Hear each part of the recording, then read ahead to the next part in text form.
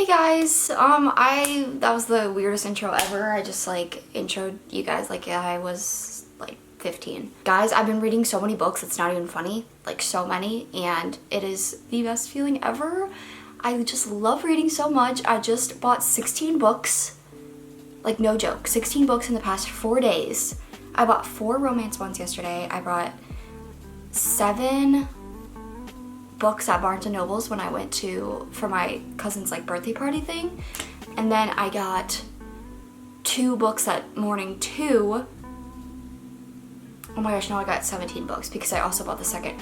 You know what, you guys don't care. I'm here to review quickly because I just filmed a video yesterday about me talking about my favorite 5 stars books that I just read, but I went and like rewatched the footage and I was like, I literally am ranting about this book for 20 minutes. No one's gonna watch that. Sorry about this little top. I just have a Dunkin' coffee. Typical Allie, you know? But I'm here to rate some books that I just read over the past couple days. I'm obsessed with books. I just want you guys to like love books as much as I do, but I know a lot of you guys watching this are like, ew, reading and whatever. It's fine, it's okay. I only get slightly offended when people say they hate reading. Actually, that's a lie. I get kind of offended, even though I have no place to get offended. Because I hated reading too up until like a couple years ago. It was like, never wanted to read. Everyone would tell me to read, like parents and stuff, and adult figures and teachers, because I love to write. They're like, you gotta read too, and I was just like, yeah. First one I'm gonna grab from my shelf right here. I'm gonna start with Verity by Colleen Hoover. This book was a whirlwind and a half. If you're looking for something very thriller based, very mysterious, very spooky, and also you're okay with a lot of triggers, like a heck of a lot of triggers, then read this book. It's basically about a girl who writes books. She's not very well known, but she gets this opportunity of a lifetime to go finish the series for this girl named Verity Crawford, I believe, and she's like a famous writer, and so she takes the opportunity.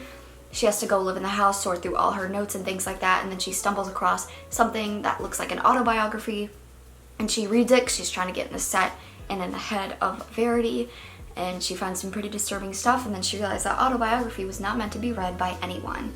And she has this like little love affair with Verity's husband. She's like in that little triangle, and it's very spooky. There's a lot of plot twists. I was able to figure it out, the plot twist, but then it like threw me off at the end, and then the end just kind of has you like wondering, and there's not like a set like, oh, this is what happened. You just kind of get to interpret it for yourself, and I really liked that. But yes, this is Verity by Colleen Hoover. I rated it 4.5 stars. I rarely give out 5 stars. There's a couple things in this book that I didn't really love, and also it is very unsettling, but the writing is amazing. It had me on the edge of my seat. I finished it in one day sitting, one day read. I really like Colleen Hoover and her like thriller. I prefer that over her romances. I read a couple of her romances, which are good, but I just love her thrillers. There's a lot of like nasty stuff in this book, like both like explicitly violence, sexually, like a lot of that in there. And sorry for like just saying that all out loud, but I just want to let my readers know that if you want to read this, you just have to like prepare yourself. I had to skip a lot of stuff in this book. The next one I read, this is not in order, I'm just grabbing them from when I see them. I read The Atlas 6 by Olivia Blake. Oh my gosh, I don't think I reviewed this yet. Okay, I was like 160 pages in, and I was seriously like about to DNF it. I just didn't understand it. I never really read fantasy, especially dark academia fantasy and things like that, which is what this book is. I just didn't understand. And then, thank the Lord, I did not stop reading because it got so good. I just had to finish it. I was literally on the edge of my seat. I know I'm gonna say that for so many of these books. I'm gonna be like, oh, I was on the edge of my seat, because I really was. It's so good, and she's coming out with a second part because the end is like the beginning. It's so weird. Like you get to the end and you're like, wait, this is like the beginning. It's kind of crazy. There's so many ships in here I love. I love Libby Wright. Oh my gosh, it's not Libby. I'm getting all these names. Is it Libby? I swear if it's Libby, I'm actually gonna like, it's Libby. Kid you not, so many of these books I read have a main character named Libby in it, and it's like throwing me off. But I'm gonna give this, I think I gave it 4 stars, maybe like 4.3, maybe 4.3, just because the first 160 pages, I was just like walking on thin ice, like I just like was gonna give up. But then it took a turn, and I'm really glad I stuck it out, because this book is so good. I cannot wait for the second one. It's seriously just, the Atlas 6, 4.3 stars I'm gonna give it. Really good. If you want to get into dark academia, fantasy, superpowers, magical realism, things like that, check it out. You might really, really like it. Just wait, because it gets good. Don't put it down yet. Just keep reading. The next one, this was so highly anticipated. I wanted to pre-order it, but I never did because I knew I'd be so excited to go to the store to get it, so I just waited until it was in stores. It is Book Lovers by Emily Henry. I love Emily Henry books so much. It's not even funny. She writes romances like no other. It just, like, it's so sweet, and it's not like cliche, and when there are cliches, she like makes it known it's cliche. She's like, oh, what a cliche thing, or like even the prologue in this is like cliche, and she like makes it known that it's cliche, but she's like, it really happened though. And so just like you can like kind of smile along with it, and you're not like, wow, this is just really cheesy and cliche. She does write cheesy romances, but they're also so like it could be real, like totally, like nothing's like seems completely fake. She has tropes like enemies to lovers. This one was rivals to lovers. I love anything about like rivals or enemies to lovers so much. I think it's just such a nice dynamic when you see like, oh my gosh, I literally hate that guy, like I could never, and then you just see them like slowly like fall in love, and then you get a book out of it, and it's just such a cute love story. That is one of my favorite tropes. I also really like childhood friends to lovers, but I did read Love in Other Words by Christina Lauren. That is a popular book, and I have an unpopular opinion. I did not like it. I know, I liked Elliot, but it was like, I think I read it like too fast, and I was just like, what? Because I read it right after People We Meet on Vacation by Emily Henry, which is right here, which is my favorite Emily Henry book. It's so good. I love Beach Read too. They're all so good. Book Lovers is amazing. Everyone like hyped up Book Lovers to be the best one, but it wasn't. It was not. It was so good though. Like 4.8 stars I'm gonna give it. But People We Meet on Vacation was a 5-star read for me. Beach Read was probably like 4.9. This is probably 4.8. But it's still so good. Like 4.8, like that's high. Like I don't rate everything that high. He's so good.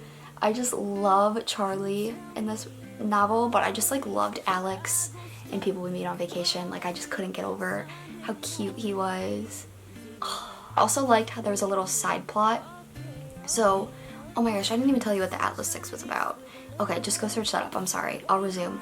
Book Lovers is basically about a very headstrong woman named Nora Stevens, who is a literary agent, and she's trying to, I don't know, get her gains in life. And then there's Charlie Lastra, who is a book editor, and he is like a tough one, and so is Nora. She's like known as the shark. People are kind of afraid of her, but basically she takes a trip to Sunshine Falls with her sister Libby, another Libby, and they just like go explore, and she doesn't really know why they're in Sunshine Falls, but one of her clients, Dusty Fields, I think, wrote a book about Sunshine Falls, and like Libby loved the book, so they thought they were just kind of like going for there. But then there's that whole plot of like things with her sister and things going on in her sister's life that is like a subplot to the romance. But Charlie Lastra and Nora Stevens met years ago. They didn't really get along. Charlie was like not very polite. Nora was late to their meeting, and they just didn't get along. But then they started bumping into each other all over the place in Sunshine Falls, and you can see they're like rivals, but then they kind of like have a soft spot, and they're kind of like flirty, and then the rest is history. These next 2 books I rambled on about for 20 minutes, and I have to try not to do that, but I literally filmed a video for 20 minutes, me just talking about how much I loved these books. I couldn't shut up about them. So I'm just gonna try my best to keep this short and sweet. But the Inheritance Games series, the Hawthorne Legacy, and the third one is coming out August 30th. I cannot wait. I'm literally like, I can't, like, I gotta stop myself from pre-ordering because I know I want to go to the store and get it. That's just fun for me. But oh my gosh, this was perfect. 5 stars for both of these books. I cannot express enough how much I love these. The reviews are so mixed. Like, I was reading reviews on Goodreads and they were making me crack up because the people who hated it made so many funny jokes about it and like the way it was written that like I couldn't help but laugh, but like I couldn't even be offended. But I love these books so much. I picked this up and read this in 1 day, and then I read this one in 2 days. I wasn't even finished with this one yet. I had like 3 chapters left and I dropped everything because it was getting late, and I went to the store and found this, even though it was behind a couple books and it took me forever to find it, and I literally was gonna cry because I was like, I cannot wait after reading this to read this. Like, I just had to jump into it, and I found it behind books and I was like so glad. But this is a 5-star read, both of these. Basically it's about this girl named Avery who randomly finds out that she was written into this billionaire's will. Sorry, my dog barking. If you hear like weird breathing or like walking around, my dog just came in the room. My dog's gonna sit up here, so if I'm sitting weird, here's his head. Hi. Anyways, so it's basically about this girl Avery. She randomly finds out that she was written into this billionaire's will and she has no idea why. She's never met the guy before. She has no clue what's going on, so she flies out to the Hawthorne house, who the billionaire's name is Tobias Hawthorne. She flies out there and meets everyone. Everyone kind of like does not like her because she's written into the will, and everyone's like, well, what the heck? Like, we don't even know who you are. Why were you written to our family's will? And then she basically finds out that Tobias left basically everything to Avery, and Avery's like, what in the world? Some of the Hawthorne brothers, specifically Grayson, love the Hawthorne brothers, but I'll talk about that in a second. They think that Avery's like a con woman of sorts, so he's just kind of determined to figure out what's wrong with her, how she like made her way into this family, taking all the money from them. She literally took everything, like more than the daughters, more than the housekeepers, more than the Hawthorne grandsons. She got everything left to her. So then there's Jameson, who kind of like sees Avery more as like a puzzle because their grandfather was obsessed with puzzles, riddles. The Hawthorne house is like filled with secret passageways, riddles, codes, invisible ink like all over the place. That's one of their like specialties in the Hawthorne house, is like the Hawthorns and your invisible ink. That's just like, they got it everywhere. And basically they're destined, or they're determined to figure out why Tobias left virtually the entire fortune to her. And the Hawthorne brothers, oh my gosh, there's Xander Hawthorne, who's the cutest thing ever. I love him. I literally want to marry all the Hawthorne brothers. It's not even funny, but Xander's like the cutest, little, most petite, like sweet. Someone on Goodreads described him as a cinnamon roll, and I was like, that is the perfect description. He's the sweetest thing ever. Then there's Jameson, and he's just kind of this wild, I think recluse, maybe is a good, I don't know if that's a good word.